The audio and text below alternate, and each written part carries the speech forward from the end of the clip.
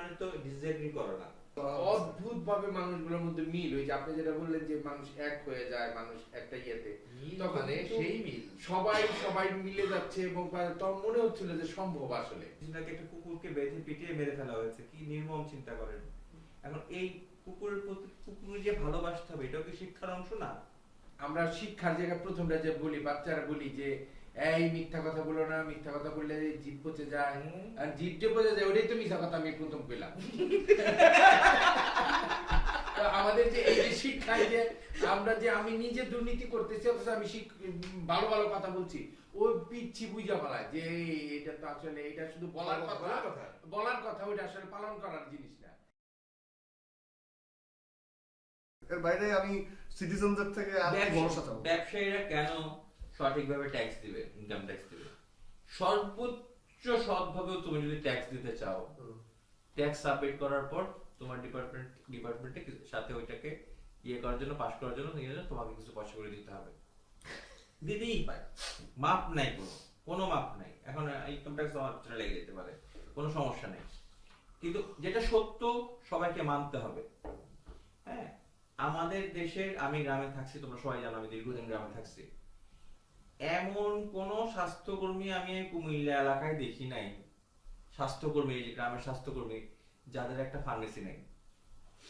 অর্থাৎ মানুষের জন্য বিনামূল্যে যেসব ওষুধগুলো যাচ্ছে তার অল্প কিছু পৌঁছাচ্ছে, তার বেশিরভাগটাই তার ফার্মেসি থেকে সে বিক্রি করতেছে, সে একটা ফার্মেসি লাইসেন্স বের করে ফেলতেছে। তো পুরো চক্রটাকে তুমি কিভাবে এই গুজ্জ ভেদ করবা সেটা না বলে আমরা বরং গণভোটের বিষয়গুলো নিয়ে কথা বলি। এইসব হতাশার জায়গা আমাদের থাকবে, হতাশার মধ্যে থেকেও তো আমাদের আশাবাদের স্বপ্ন বুনতে হবে না। আমার জায়গাটা হচ্ছে যে এরা যে যারা এটার মানে আমাদের কাছে আমলনামাটা নিয়ে যাচ্ছে, আমলনামা না তো অঙ্গীকারনামা নিয়ে যাচ্ছে যে এই ঘটনাগুলো ঘটবে, তারা কি এটা মানবে কিনা, মানে আমার কাছে খুবই মানে ভয়াবহ লাগছে। আলোচনাটা পরের আলোচনাটা গণভোটে স্বীকৃতি হলে জুলাই সনদ যদি শিখতে হয়, যদি আবার যেখানে যেখানে নোট অফ ডিসেন্ট দিয়ে রাখছে সেখানে সেখানে তারা একদম হুবহু জুলাই সনদের বাইরে গিয়ে হয়তো একটু অন্যভাবে করতে পারবে, কিন্তু না মানার সুযোগ তো থাকবে না, আইনগত আমি আপনাকে একটা জোর জবরদস্তি করে না মানতে পারে, কিন্তু যেমন সংসদে বাড়বে নারী প্রতিনিধিত্ব, আপনি আমাকে একটু এটা দেন।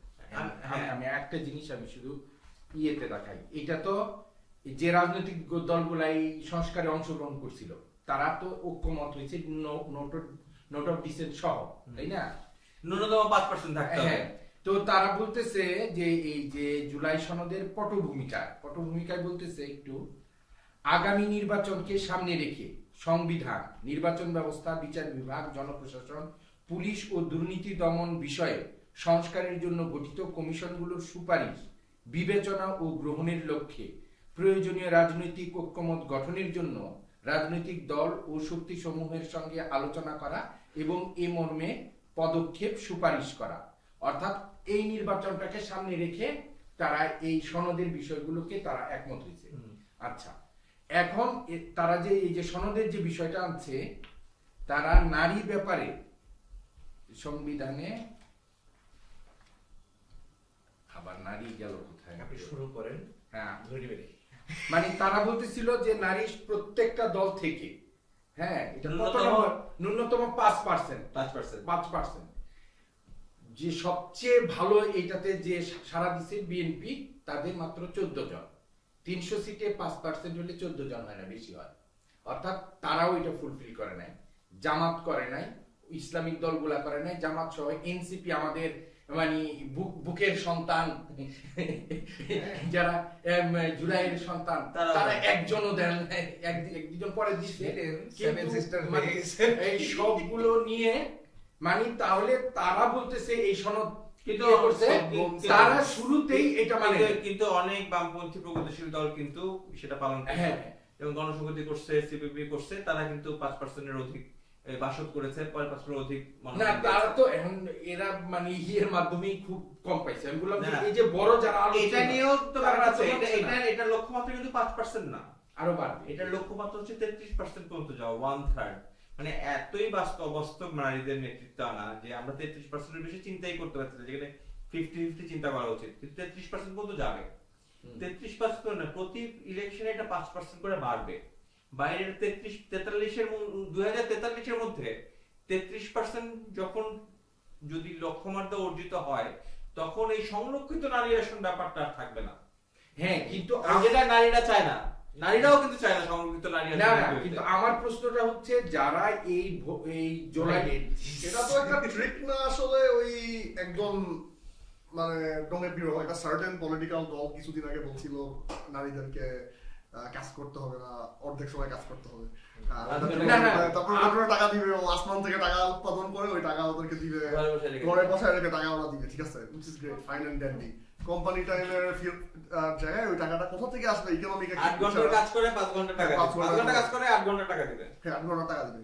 আর গভর্নমেন্ট সাবসিডাইজ করবে এই বিভিন্ন কোম্পানিদেরকে এই প্রোগ্রামটা চালানোর জন্য। এখন আমার প্রশ্নটা হচ্ছে যারা এই জুলাই সনদ নিয়ে এখন কথা বলতেছে, হ্যাঁ, এবং যারা নিজেরা ঐক্যমতে প্রতিষ্ঠিত হইলো 5% দিয়ে দিবে, তারা যখন এই নির্বাচনই মানলো না এবং তারা পটভূমিকায় বললো যে এই নির্বাচনই তারা করবে, আমি যদি এটা না লিখতো তাহলে আমি এটা বুঝতাম যে পরে নির্বাচনে করবে, তাহলে আমি কেন এদের বিশ্বাস করবো? মানে মেবি ওরা, এটা ওদের আর্গুমেন্ট হতে পারে যে ওরা যোগ্য না, তার মানে ওরা তো ভাবতেছে যে আমি একটু ব্যাখ্যা দিই এটার সাথে। এটা শুনেন, প্রতিটা রাজনৈতিক দল যারা ইলেকশনে অংশগ্রহণ করছে তাদের বেশিরভাগই আগে ইলেকশনগুলো অংশগ্রহণ করে নাই, তো ফলে তারা তাদের যে নেতৃত্বর বিন্যাস তৈরি হচ্ছে, এটার নারী নেতৃত্বকে সামনে আনতে হবে, এটা প্রয়োজনীয়তা আছে বলেই তো এবং যেখানেই বঞ্চিত গোষ্ঠী থাকে বা বঞ্চিত অংশ থাকে সেখানেই কিন্তু নানান ধরনের অ্যাফার্মেটিভ মেজার্স নেওয়া হয়, হ্যাঁ, যেটা বলে ফোর্স মেজার্স নেওয়া হয়, যার জন্য এই সংরক্ষিত মহিলা আসনটা কেন ছিল, নারী আসন, যে নারীর প্রতিনিধিত্ব স্বীকৃতি রাখতে হবে কয়েকটার জন্য। তো আবার নারী খালেদা জিয়া, শেখ হাসিনারা সরাসরি নারী হিসেবে নির্বাচিত করে আসছে না, আর অনেকে তো আসছে, সাজেদা চৌধুরী আসছে, মতিয়া চৌধুরী আসছে, বিএনপির অনেকে আসছে, তারা তো আসছে নারী সরাসরি নির্বাচিত আসছে। তো এটাকে বাস্তবসম্মত না বলেই তো এটাকে 5 থেকে 33% উন্নীত করার কথা বলা হয়েছে। কিন্তু রিজার্ভ সিট গুলো ফালায় দেওয়াটা তো কিন্তু আমার কাছে ওইটা পরে আমি 33% হওয়ার পরে রিজার্ভ সিট ফালা দিবে, তখন তুমি অলরেডি 1/3 নারী পাচ্ছ, মানে 300 আসনের মধ্যে তুমি 100 নারী পাচ্ছ। 50-50 তখনই হতে পারতো যদি রিজার্ভ প্লাস 33% টা হইতো আর কি। না, আমি আবার আগের 5% কারণ সরি সেন্সাস অনুযায়ী কিন্তু নারী বেশি, ও রিপ্রেজেন্টেশনও তাহলে যে দল 5% দিল না তারে কি নির্বাচন কমিশনটাকে জিজ্ঞেস করছে যে ভাই আপনার এই বছর তো টাইম না এখনো, সে তো বলতেছে এর অধীনে সে জুলাই সনদ করতেছে যে সামনে নির্বাচনকে আমি এর জন্য ভূমিকা অংশটা পড়লাম, এই যে ইলেকশনের দিন গণভোট পরে নির্বাচন থেকে, মানে এটাই পাস করবে আর কি, পাস করার পর পরে নির্বাচন থেকে। না, এটা তো সে বলতেছে না, এইবার একটু কনসিডার করেন, এমনিতে প্রচুর প্রার্থী আমার কনসিডার করার আমার বিশ্বাস এখানে বলছে যে সুপারিশ বিবেচনা গ্রহণের লক্ষ্যে প্রয়োজনীয় রাজনৈতিক ঐক্যমত গঠনের জন্য রাজনৈতিক দল ও শক্তি সমূহের সঙ্গে আলোচনা করা এবং এই মর্মে পদক্ষেপ সুপারিশ করা, পালন করা কিন্তু বলছে না কোথাও। না, কিন্তু তারাই তো সুপারিশ করছে, হ্যাঁ সুপারিশ করছে 5%, তারপর সেই মানে নাই, সুপারিশ করছে, হ্যাঁ সে মানে না, সে নিজে মানে না, কিন্তু তার তো নেতা থাকতে হবে, তার তো নারী নেত্রী থাকতে হবে, নাই হয়তো না, নাই কথা বলবে, আমি তো জানবো যে সে তার এখন এই সনদ সাইন করলে, এবার আবার সনদে ফিরেছে, এই সনদ সাইন করলে আগামী নির্বাচনে, তখন তো বাধ্য আগামী নির্বাচনে বাধ্য হবে 33% নারীকে ভোট দেওয়ার জন্য, নারী সে তার লেজিটিমেসি হারাবে, সে এর মধ্যে এক রাজনৈতিক দল বলতেছে যে বাংলাদেশ এই নির্বাচনের মাধ্যমে তারা যদি শুধু ক্ষমতায় যায় তাহলে তারা নির্ধারিত করবে কে ভোট দিতে পারবে এবং বাংলাদেশকে আলট্রাস্টার মডেল, এটা বললে কি হয়, আর কি বলবো, একটা ক্ষুদ্র আরেকটা ছোট আচ্ছা মাহমুদুল হক বলছে খালিদ মহিউদ্দিনের সঙ্গে, হ্যাঁ ও বলছে এনআইডির পাশাপাশি আরেকটা কার্ড দিবে, যেই কার্ডটা ওরা সিলেক্ট করবে কারা পাবে, এন্ড তারাই খালি ন্যাশনাল ইলেকশনে পার্টিসিপেট করতে পারবে। তার মানে সেই প্যারিস কমিউনে ফিরে যাওয়া আর কি, মানে গণতন্ত্র তো শুরু হয়েছিল প্রথমে আসলে এরিস্টোক্রেট এলিট শ্রেণীর গণতন্ত্র, যেখানে কোনো লোয়ার ক্লাস মানুষদের অংশগ্রহণ ছিল না, যেখানে কোনো নারীর অংশগ্রহণ ছিল না, শুধু সামন্তবাদী রাজারা এবং ব্যবসায়ীরা তারা তাদের মতামতের উপর হচ্ছে গণতন্ত্র। তারপর তো প্রচুর সংগ্রামের মধ্যে সারা পৃথিবীতে সংগ্রামের মধ্য দিয়ে নারীরা এবং তারপরে একদম বিভিন্ন ছোট জাতের মানুষ এবং ছোট কর্মের মানুষ, শ্রমজীবী মানুষ সবার ভোটাধিকার নিশ্চিত হয়েছে মোটামুটি সারা পৃথিবীতে। তো সে আবার সে ফিরে যেতে চায় 100 বছর আগে। ভাই আমি ব্যাপারটা ওখান থেকে হচ্ছে কি আগাইছে কোনো 16 বছর ধরে অনেকে কথা বলতে পারেন নাই, এখন এমন এমন কথা বলতেছে আমাদের শোনার অভ্যাস নষ্ট হয়ে গেছে। এটা যদি রেগুলার চলতে থাকতে এগুলো আমাদের গা শোয়া হয়ে থাকতো। আর ওরাও বেচারা বলতে না পারে মানে নিজের সমস্যা। না, আপনি এটা এইভাবে বলতেছেন, আপনি এটা সম্ভব। আমি সরাসরি কথা বলি। জামাতে ইসলামের স্টেটমেন্ট কি আপনি ধরবেন? জামাতে ইসলামের অনেকেই বলছে যে আপনারা জিজিয়া করের ব্যাপারে কি বলেন? তারা জিজিয়া কর দিবে না এটা বলে না, বলে হচ্ছে জিজিয়া কর তো খারাপ না, আপনি জাকাত দেন না মুসলমানরা। আচ্ছা, হতাশার জায়গাগুলো তো আছেই, কিন্তু আমরা সবাই আবার বলছি যে না, কোথাও শুরু তো হতে হবে। হ্যাঁ। তো 24 এটা শুরুটা যেহেতু হচ্ছে, সেটাকে যদি আমরা বলি, এখানে আমার একটা জিনিস যেটা হচ্ছে রাষ্ট্রপতির ক্ষমতাকে একটু বাড়ানো হয়েছে। এবং আমি যা পড়ে যতটুকু বুঝছি যে মানুষের স্বার্থ সংশ্লিষ্ট যে জায়গাগুলো আছে, সেই স্বার্থ সংশ্লিষ্ট জায়গাগুলোতে কিন্তু মানে জনকল্যাণের সাথে যুক্ত যেসব স্বার্থকে, সেগুলো রাষ্ট্রপতির সাথে রাখা হয়েছে, সংসদের বা প্রধানমন্ত্রীর হাতে রাখা মানে হয়েছে। ইন্টারনেট আর কেউ কেটে দিতে পারবে না। একটা প্রাইম মিনিস্টারের মন চাইলে আর ইন্টারনেট কাজ হ্যাঁ, যেমন ধর আমি বলি, হ্যাঁ ইন্টারনেট না কাটা তো, ইন্টারনেটকে তো মানবাধিকারের অংশ ধরা হয়েছে একেবারে। ইন্টারনেট একেবারে মানবাধিকারের অংশ হিসেবে ধরা হয়েছে, যে ইন্টারনেট কেটে মানে হিউম্যান রাইটস ভায়োলেশন হবে ইন্টারনেট কেটে দিলে। তো যেটা হচ্ছে যে রাষ্ট্রপতির ক্ষমতা বাড়ানো হচ্ছে, যেটা হচ্ছে কয়েকটা জিনিসে এখানে রাষ্ট্রপতি নিয়োগ দিবে। এই জায়গাটা আমার কাছে গুরুত্বপূর্ণ মনে হয়েছে নতুন, যেটা আগে প্রধানমন্ত্রী নিয়োগ দিত বা দিত, এখানে রাষ্ট্রপতি নিয়োগ দিবে। সেটা হচ্ছে জাতীয় মানবাধিকার কমিশনের চেয়ারম্যান এবং সদস্যগণ। এটা গুরুত্বপূর্ণ।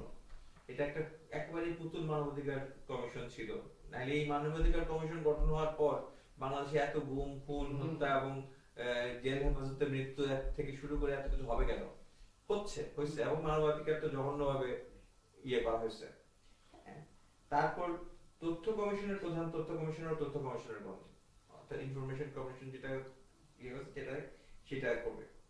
প্রেস কাউন্সিলের চেয়ারম্যান সদস্যগণ, আইন কমিশনের চেয়ারম্যান ও সদস্যগণ, বাংলাদেশ ব্যাংকের গভর্নর।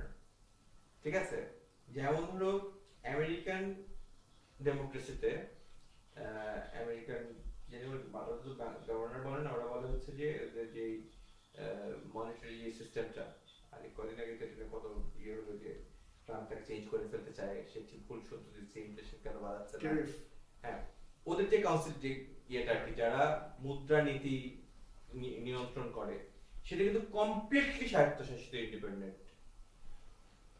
তার কংগ্রেস টিয়ে কারোর কাছে দায়বদ্ধ না।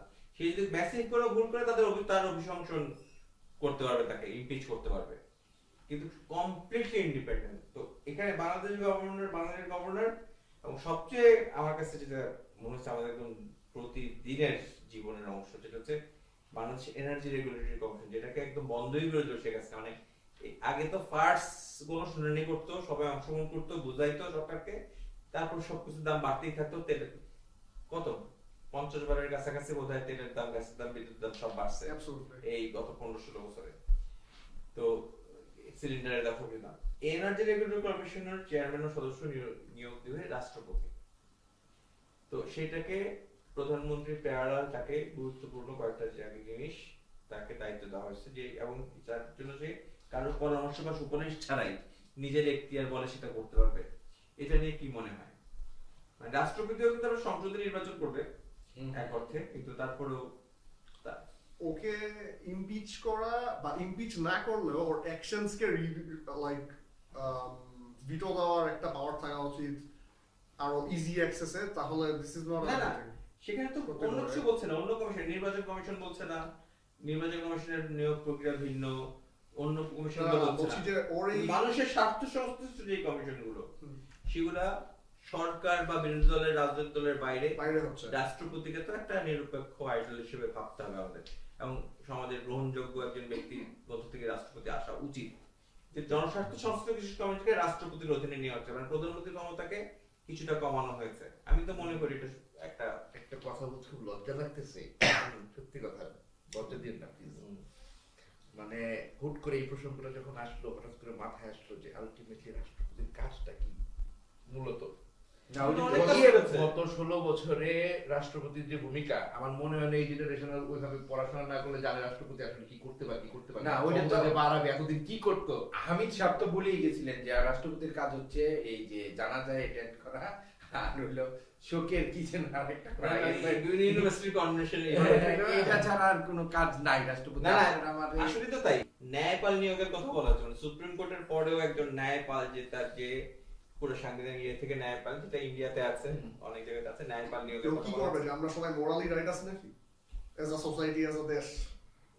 না, মানে জাতীয় গুরুত্বপূর্ণ কিছু আইনে সে চাইলে সুপ্রিম কোর্টকেও চ্যালেঞ্জ করে সুপারসিড করতে পারে বা চ্যালেঞ্জ করতে পারে, এরকম কিছু একটা। আমি হয়তো খুব নিশ্চিত হয়ে বললাম না, ভালোভাবে আচ্ছা, বললে আমরা বোঝা যাবে। ফার্দার ডাউন দ্য তো রাষ্ট্রপতির ক্ষমতা এই যে এনার্জি রেগুলেটরি কমিশন থেকে শুরু করে যে বিষয়গুলো আছে, সেই বিষয়গুলোকে রাষ্ট্রপতির ক্ষমতা বানানো হয়েছে। ফলে প্রধানমন্ত্রীর ক্ষমতা এখানে আরেকটু কমানো হয়েছে। আর প্রধানমন্ত্রী যদি হয়, সে তার নিজ দলের দলীয় প্রধান থাকতে পারবে না, এবং সে টানা 10 বছর ধরে থাকতে পারবে না। এইভাবে প্রধানমন্ত্রীর ক্ষমতা এবং শাসনকালকে নিয়ন্ত্রণ করা হচ্ছে। রাষ্ট্রপতি এরপরে যেটা আছে, সবাই মিলে সিদ্ধান্ত নেওয়ার সুযোগ, এটা ইন্টারেস্টিং। সবাই মিলে সিদ্ধান্ত নেওয়ার সুযোগ। ক্ষমতাসীন দল একা নিয়োগ দিতে পারবে না, সব দলের মত নিয়ে গঠিত হবে তত্ত্বাবধায়ক সরকার এবং সৎ, যোগ্য এবং নিরপেক্ষ লোক বাছাই করে এবং নিয়োগ তার দেওয়া নিয়োগে হবে। বিশাল সরকার। পদ লেখা আছে, কিন্তু বলতে চাচ্ছে মূলত যে জিনিসটা, না, সেটা বলতেছে যে প্রধানমন্ত্রী, স্পিকার, ডেপুটি স্পিকার, বিরোধী দলের নেতা, তারপর হচ্ছে দ্বিতীয় বিরোধী দলের একজন, দ্বিতীয় বৃহত্তম বিরোধী দলের একজন প্রতিনিধি। হ্যাঁ, এবং স্বতন্ত্র যদি একজন থাকে, এরা একটি হচ্ছে এই যে করবে, এটা কি জানি ওই তত্ত্বাবধায়ক সরকারের গঠন করার জন্য এরা সুপারিশ করবে। গঠনের একটা কমিটি করবে। এরা যদি একমত না তারপর হতে তারা পারে, নাম তাহলে নামবে। সময় নিবে, সময় নিবে কয়েকটা ধাপ, তারপর অনেকগুলো ধাপ বলা আছে, কিন্তু এই সংস্কৃতি তো ছিল না কখনো।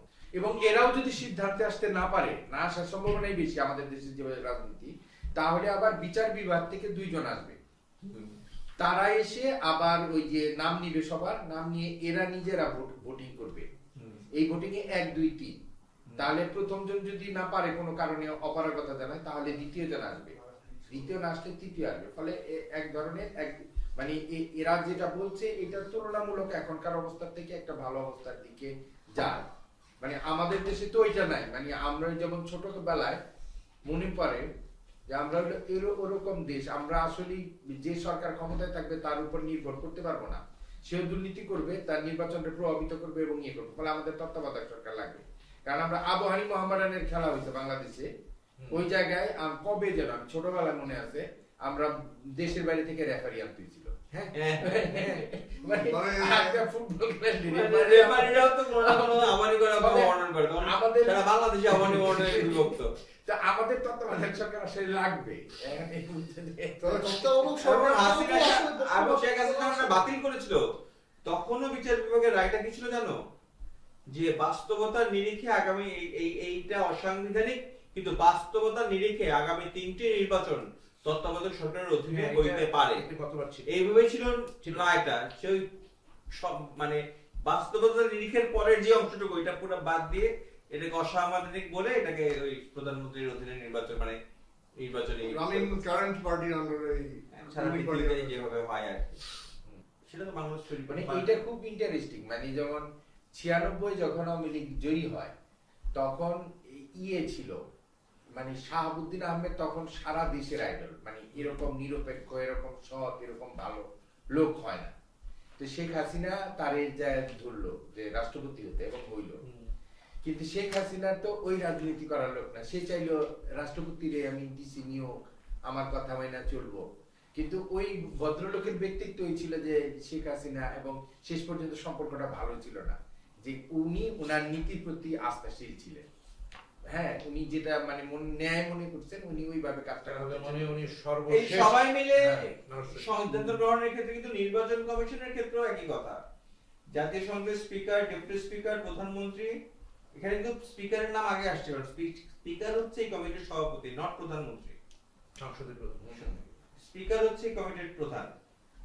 প্রধান হবে জাতীয় সংসদের স্পিকার, ডেপুটি স্পিকার, যিনি বিরোধী দলের নেতা, প্রধানমন্ত্রী, বিরোধী দলের নেতা এবং প্রধান বিচারপতির প্রতিনিধি হিসেবে আপিল বিভাগের একজন বিচারপতি এই সিলেকশন কমিটি মিলে নির্বাচন কমিশনের সার্চ কমিটি তৈরি করে তারা নাম গ্রহণ করবে, জায়গা জায়গা থেকে নাম করবে, অনুসন্ধান করবে, মানুষের কাছ থেকে নাম নিবে, সাংসদের কাছ থেকে নাম নেবে, রাজনৈতিক দল থেকে নাম নেবে, সেখান থেকে ইয়ে করে সেই সার্চ কমিটির মাধ্যমে তারা একজন Caretaker নিরপেক্ষ government। না কেয়ারটেকার গভর্নমেন্ট না, নির্বাচন কমিশনের ক্ষেত্রে আচ্ছা নির্বাচন কমিশন নির্বাচন কমিশন হ্যাঁ, এটা কিন্তু সার্চ commissioner টা কমিটি তো হবে, যে অ্যাডমিনিস্ট্রেশনটা করবে হ্যাঁ, তো তত্ত্বাবধায়ক সরকার প্লাস নির্বাচন কমিশন এই দুইটাকে তো নিরপেক্ষ করার একটা প্রচেষ্টা চলছে।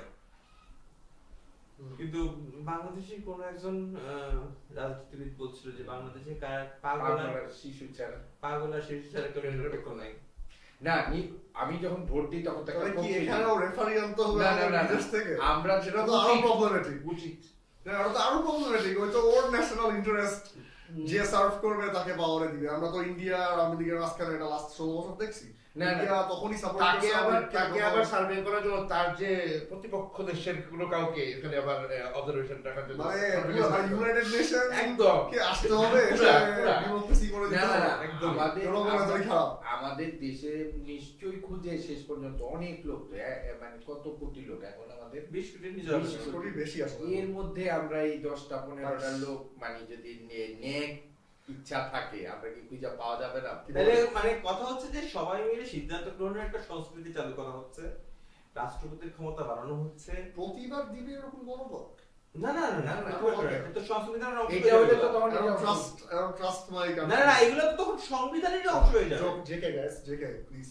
না না এগুলো যদি হয় তখন সংবিধানের অংশ হয়ে যাবে, ঠিক আছে?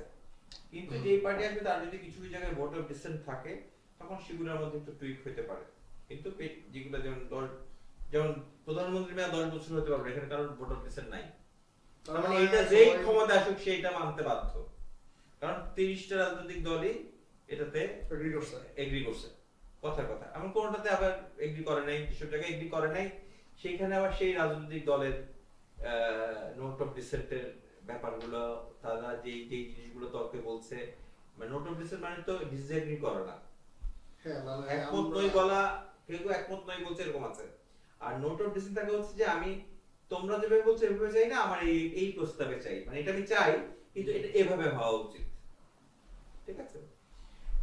তো এই যে সবাই মিলে সিদ্ধান্ত নেওয়ার যে ব্যাপারগুলো তৈরি হচ্ছে, এই সংস্কৃতিটা চালু হওয়া উচিত।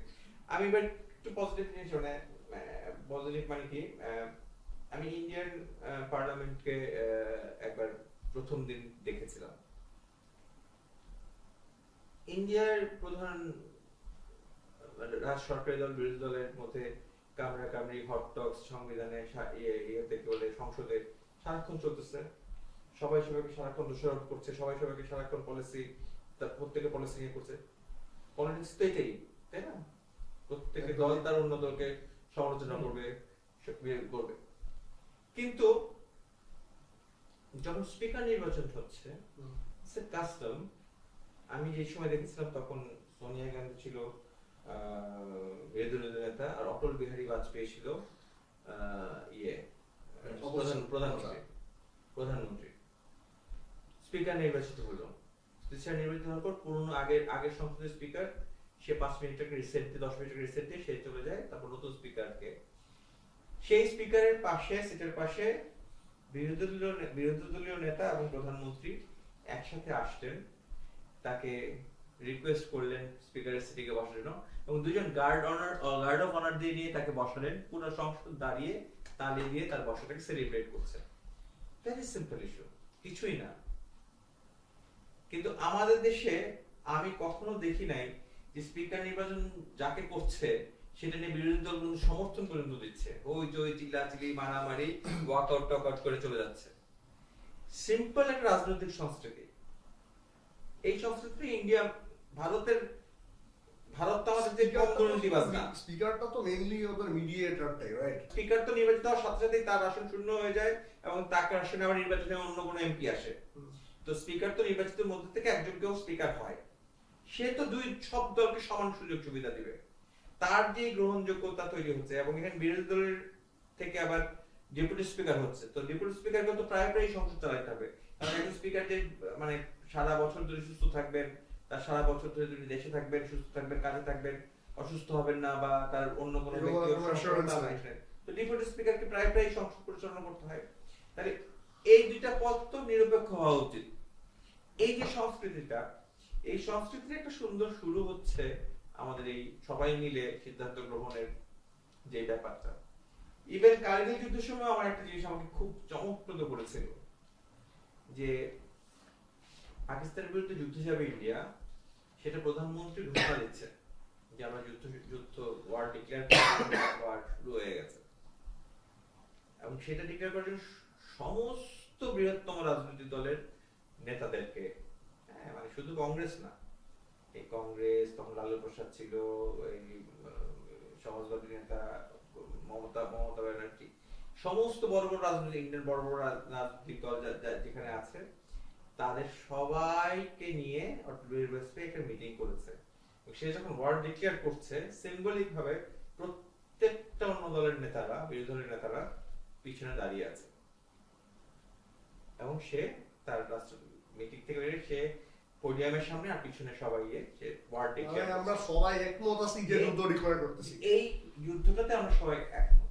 এই যে জাতীয় বৃহত্তর স্বার্থে সবার একমত হওয়া, হ্যাঁ সবার একমত হওয়া, মানে আমেরিকাতে যখন এখন এত পোলারাইজেশন, এত ম্যাসিভ পোলারাইজেশন, সেইখানেও এই কিছুদিন আগে এক্সট্রিম ফাইল রিলিজের ব্যাপারে সবাই বলে একটু ইউনানিমাস ভাবে না অ্যানোনিমাস না, এটা ভোটেই যেতে হয়নি, এবার ইউনানিমাস সবাই এগ্রি করতেছে যে এটা রিপাবলিকান সেনেটে ডেমোক্রেটিক পার্টি প্রস্তাব দিচ্ছে, রিপাবলিকানরা এটা সমর্থন করছে, ভোটে যাওয়ার দরকার হয় না, এটাকে জানি লাল নীল বাটন আছে ওদের টেলিফোনের দিয়ে, ওটা দিয়ে অ্যানোনিমাস ভাবে শতভাগ ভোটে এক্সট্রিম ফাইল রিলিজের বিল পাস হয়ে গেছে, এবং জাস্ট এটা ডিক্লেয়ার দিচ্ছে খালি ডেমোক্রেটিক পার্টির নেতা যে এরকম এটা দিচ্ছে, এবং এটা বিহাইন্ড দ্য সিন এটা সবাই একমত হয়ে এটাকে একমত জানাইছে। তো এই যে জাতীয় গভীর জাতীয় স্বার্থে পুরো জাতির ঐক্যমত হওয়া, এটা যদি রাজনৈতিক দল যদি রাজনীতিতে শুরু করে, তখনই একমাত্র আপনি যেটা বলছেন, আমরা যেটা বলছি যে তখনই পরিবার, সমাজ, শাসন ব্যবস্থা, সালিশ টালিশ সবকিছুকে গণতান্ত্রিক করার দিকে আগানো যেতে পারে। মানবাধিকার চিল্লাই, মানবাধিকার ঘোষণাপত্রই তো আমাদের মানে ঘোষণাপত্র যেটা জাতিসংঘের আছে, সেটা তো আমাদের পাঠ্যের সূচিরই অংশ না, মানে আমাদের পড়াশোনারই অংশ না। আমাদের মানবাধিকারের ন্যূনতম মানবাধিকারের বিষয়গুলো নিয়ে পাঠ্যসূচিতে কোনো সাবজেক্ট আছে কিনা আমার সন্দেহ আছে। আচ্ছা থাকতে পারে, ওই যে ক্লাস 10 এর রচনা থাকে না, বিসমার্কের রচনা তো অন্য জিনিস, রচনা তো এসে তো অন্য জিনিস, তো আসে তুমি এটা আনসার করতে হবে, কিন্তু পাঠ্যসূচিতে ধীরে ধীরে মানবাধিকারটা বোঝা যায়, মানবাধিকার না নাই মোস্ট প্রবাবলি ইভেন ইয়াতে হয়, তাই না? অল্টারনেট বোর্ড গুলোতে হয়। তুমি এখন মানে হইতে পারে আমাদের যেমন I don't think ইংলিশ মিডিয়ামেও হিউম্যান রাইটস নিয়ে কোনো আলাদা ভাবে কোনো কিছু তোমাকে শিখায়। এখন এটা যদি ছোটবেলা থেকে তাকে শেখানো না হয়, ঠিক আছে, যেমন আমি কোন দলের প্রশংসা করছি না, বা If anything, madrasa is probably the only form of schooling যেখানে some form of মানবাধিকার নিয়ে কথা হয়। কোন দলের পক্ষে হচ্ছে নিজেদের মতো করে। কিন্তু গতকাল ইয়ত ফোরামের সাথে বসে তারেক জিয়া যে মিটিং হচ্ছে, সেখানে সে বলছিল যে কিছুদিন আগে একটা কুকুরকে বেঁধে পিটিয়ে মেরে ফেলা হয়েছে, কি নির্মম চিন্তা করেন। এখন এই কুকুরের প্রতি কুকুরের যে ভালোবাসতে হবে, এটাও কি শিক্ষার অংশ না? বলে সে বলতেছে, আমি তো মনে করছি এটা কোন সময় থেকে করলে হবে ঠিক আমি জানি না, এটা এখনো আলোচনার মধ্যে আছে, এটা কি প্রাইমারি লেভেলে করব না 6, 7, 8 এ করব, যে প্রতিটা ক্লাসের 4-5 জন মিলে যে কোনো একটা প্রাণী পালতে হবে। এটা একটা পাখি হতে পারে, একটা কুকুর হতে পারে, একটা বিড়াল হতে পারে, একটা স্কুল তার ফান্ড, স্কুল সেটাকে পয়সা দিবে, স্কুলে তারা একটা করে প্রাণী পালবে, একটা গরু পালতে পারে, 9-10 এর বাচ্চারা তার 5 জন মিলে একটা প্রাণী পালবে, প্রাণীর সাথে পালবে, যে সে যত্ন করে তাকে আদর করে পালবে, এবং তার সাথে প্রাণীর সাথে তার সম্পর্ক তৈরি And হবে। taking care of a life builds a lot of character. Take care of life is বিরাট ক্যারেক্টার না? তোমার নিজের বিশাল দায়িত্ববোধ responsibility। তৈরি হয়, যে তাকে তুমি দিনে যে 2-3 বার খাওয়া দিচ্ছ, সেই খাওয়াটা সময় মতো দিচ্ছ কিনা, সেটার মধ্যে তোমার দায়িত্ববোধ তৈরি হচ্ছে। আর তার সাথে তো গাছ টাছ লাগাবে বলছে, তো চিন্তা করলে সবই তো শিক্ষার অংশ, পরিবার থেকে হোক, সমাজ থেকে হোক, প্রতিষ্ঠান থেকে হোক। হ্যাঁ, এটা মানে যেরকম 24-এর পরে, মানে ইয়ের পরে হাসিনা পালায় গেল, তারপর আমরা একটা ডাকাইতের আক্রমণে পড়ছিলাম না, মনে আছে? এটা ওই যে বাড়ি বাড়ি ডাকাতি হচ্ছে আর সবাই মিলে। সরকার ছিল না হ্যাঁ? যে কদিন। আর বললেন না এসব। সরকার না। ছিল না যে এ, কদিন। তখন রাস্তা বাংলাদেশ না তখন রাতের পর রাত ধরে মানুষগুলো নিয়ে কি মানুষ- অদ্ভুত ভাবে মানুষগুলোর মধ্যে মিল, ওই যে আপনি যেটা বললেন যে মানুষ এক হয়ে যায়, মানুষ একটা ইয়েতে, মিল তখন মানে কিন্তু সেই মিল। সবাই মিলে যাচ্ছে এবং তখন মনে হচ্ছিল যে সম্ভব আসলে আমার 54 বছরের যে ইতিহাসে মানুষ পারবে, বাংলাদেশের মানুষ পারবে, কিন্তু আয়, ভাই আমার জীবনের 54 বছরের ইতিহাসে সবচেয়ে সুন্দর দৃশ্য হ্যাঁ। যখন কিশোররা ঢাকা শহরে ট্রাফিকটা কন্ট্রোল করছে, হ্যাঁ মানে এই নিরাপদ সড়ক আন্দোলন আমার দেখা সবচেয়ে সুন্দর দৃশ্য এই দেশে। এখন ধীরে ধীরে সব মেটিকুলাস নাকি জানো? এবং কত এমপি না মন্ত্রীর গাড়ি আটকায় বলছে বাড়ি তোর লাইসেন্স। হ্যাঁ, এবং উল্টা দিকে যেতে দেয় নাই, হ্যাঁ। মানে মন্ত্রীকে উল্টা দিকে যেতে দেয় নাই, প্রধান বিচারপতিকে উল্টা দিকে যেতে দেয় নাই। এই একটা জেনারেশন আমার কাছে মনে হয় চেঞ্জটা এদের দিয়ে আসলে ওই যে 20-30 বছর ভাই বাংলাদেশে রাইখে ট্রেন করা যাবে না। এই 2-4টা জেনারেশনকে বাংলাদেশ একটা স্পেশাল জায়গায় একদম পুরো সংরক্ষিত রেখে 10 বছর আমার একটা স্পেশাল ক্লাস অফ সিটিজেন। শুনেন, না না না না এই যে জেনারেশনের ভাবনাগুলো আমরা যে চিন্তা করতেছিলাম যে না না, এই ভাবনাটা দেখেন, এখন ওদের আমরা টিচার কারা, ওটাই এই বুঝে গেছি। জেনারেশনের টিচার কিন্তু আমরা, মানে আমাদের বয়সী লোকজন। আরেকটা কারণ জিনিস, আমরা যদি দুর্নীতি দেখাই, আমরা যদি নিজেরা করি, আমি নিজে দুর্নীতি টাকাই না বললাম, এই আমি নিজে মিথ্যা কথা, ওই যে আমরা শিক্ষার জায়গায় প্রথমটা যে বলি, বাচ্চারা বলি যে এই মিথ্যা কথা বলো না, মিথ্যা কথা বললে জিভ পচে যায়, আর জিভ যে পচে যায় ওটাই তো মিথ্যা কথা, আমি প্রথম পেলাম। তো আমাদের যে এই যে শিক্ষায় যে আমরা যে আমি নিজে দুর্নীতি করতেছি অথচ আমি ভালো ভালো কথা বলছি, ও পিচ্ছি বুঝা পালায় যে এটা তো আসলে এটা শুধু বলার কথা, ওটা আসলে পালন করার জিনিস না। কারণ আমরা যদি যারা এই যে আমরা যারা বাবা হইছি, চাচা হইছি, দাদা হইতেছি, এরা যদি আমরা একটু একটু ঠিক হই, অল্প অল্প ঠিক, দেন আমরা ওদেরকে বলতে মানে ওই জেনারেশনটা ঠিক হবে। আর আমরা যদি ঠিক না হই তাহলে তো এই মানে ওই যা আছে তাই। সেটাই। ওই যখন রাস্তা পাহাড়ের কথা বলতেছিলেন না, তখন আমি একটা রিক্সা নিয়ে আসতেছিলাম, রিক্সায় আসতেছি, অফিসের দিকে আসতেছি, তখন রিক্সাওয়ালা বলতেছে একটা ওর প্রচন্ড রাগ, ওই যে লাইন মারতেছে, এই তো আর কয়েকটা দিন মামা তুমি কয়েকটা দিন দেখাইতে চালাইবা।